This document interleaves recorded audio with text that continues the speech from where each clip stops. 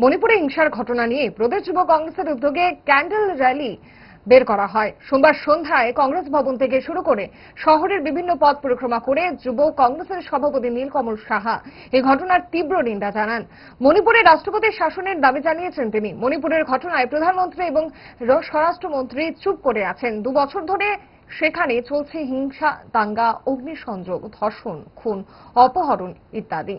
সরকারি তথ্য অনুযায়ী 2 বছরে সেখানে জাতি হিংসায় 370 জনের মৃত্যু হয়েছে, 7,000 লোক আহত হয়েছে এবং 7,000-এরও বেশি লোক গৃহহীন হয়েছে। তারা চায় সেখানে শান্তি ফিরুক এবং পরিস্থিতি নিয়ন্ত্রণে নিয়ে আসা হোক।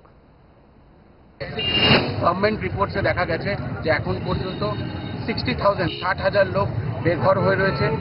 317 জনের মতন এখন পর্যন্ত মারা গেছেন, মার্ডার করা হয়েছে, আর 7,000-এর থেকেও বেশি লোক